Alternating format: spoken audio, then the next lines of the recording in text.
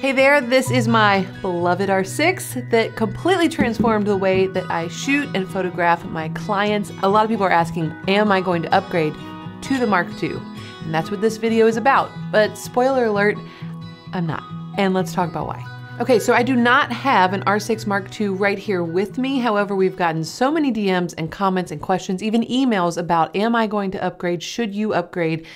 I'm gonna break down my opinion on this new camera, explain why I am not upgrading, and then just kind of break down some of the things to think about when you are making the decision of like, what is a worthwhile upgrade and when should you just be content with what you have. So if you are new here, there's something you should know about me. I am not a specs girl, but I do think we need to talk about the details and the specs from this new camera compared to the original R6 so that you can understand why I've made the decision not to get one for myself. One of the biggest differences between the R6 and the R6 Mark II is the size of the sensor. This original R6 has a 20 megapixel sensor and the new Mark II has a 24 megapixel sensor. So we honestly get this question a lot because a lot of people are concerned, especially wedding photographers, people that may have clients are going to really print these photos really large. Like, what should you do about the fact that the R6 has a low megapixel count in comparison to some other options out there?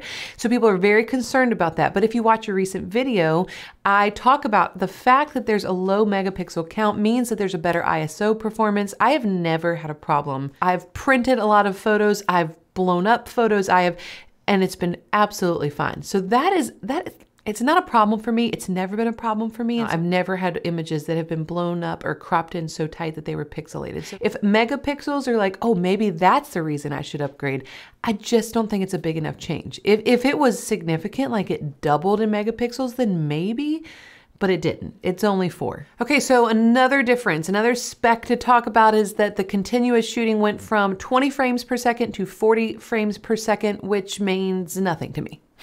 Well, it means nothing to me in what I shoot. I don't photograph anything in sports. The fastest thing I photograph is my 2-year-old running towards the camera. I just don't need that, and I've never desired more from my camera in that regard, and so that is not a reason for me to upgrade. Okay, so this next thing is funny, because some people might think, oh, like autofocus has gotten better, but listen to the things that it now detects automatically. Okay, so it says the R6 Mark II can recognize cars, motorcycles, aircraft, and trains, and, very importantly for KK's life, horses and zebras. That's it! I needed a camera that could automatically recognize zebras. It's not for me.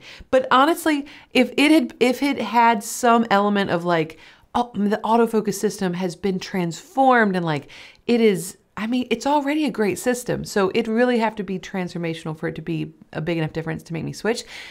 But zebras, horses, trains, cars, motorcycles, it just doesn't serve me well. And I'm not making fun of it and saying like that's a useless upgrade. But for me, and for what I shoot, I photograph portraits and weddings, and that's not going to serve me well at all. So that upgrade is completely irrelevant to me. So something else that is a little bit different about the Mark II is that it's reorganized itself a little bit when it comes to the top. Physically, there's some different buttons. So there's like a still versus video. There's an on and off switch, has switched places. But again, I have never thought to myself, oh, I just wish that this was completely restructured. Or this is a horrible, like a poor design, Canon needs to redo that. I've never thought that. So again, you know, another one of the changes to the Mark II, it just doesn't apply to me. So another change is video-wise, it will not stop recording at 29, basically 30 minutes. So in the past, if you're recording, let's say you create content and you don't have a tiler. I have a tiler, so this doesn't really apply to me, but I would have to stop what I was recording, the content I was creating at 30 minutes and then hit record again. So now it's unlimited. And that, again, it doesn't affect me. It doesn't seem like a good motivator to consider an upgrade, but it could be, if some of these other things seem appealing to you, it could be an option if you are doing a lot of video creation. So if you're looking at a price difference, you're talking about a couple $100. So the Mark II is $2,500 about, and the original R6 is now like at $2,300, which quite honestly is pretty affordable when you think about getting a professional grade camera that can do the type of work that it does. So in my opinion, I mean, I think it's a great deal, and I've been super impressed. I just don't see overall why I would make the switch. The couple $100 more, I think, even speaks to the fact that the changes are not that significant. So I am sure there are some things that I have overlooked, some little things here and there that are different between the two, but overall, these are the bigger things you'll see other people talking about. There are other videos all over YouTube that you can find, but my perspective is it's not worthwhile for me to upgrade. But I will say I get questions. I cannot explain to you how many questions I get in my inbox from people who want advice on what they should do and how they should upgrade and when they should upgrade. And so this all points to an important question. How do you decide when to upgrade and what warrants an upgrade? What makes it worth it for you and for your hard-earned money? The questions we get more specifically are, oh, I have an R6, should I get a Mark II, an R6 Mark II? No, you shouldn't. The incremental difference between the two is not worth it. However, if you have a Mark III, a DSLR, Mark III, 5D Mark III, I would not spend your money and get a brand new Mark IV. I would seriously consider going and switching ships, going to mirrorless, because that's the trajectory of where Canon, but the industry is headed.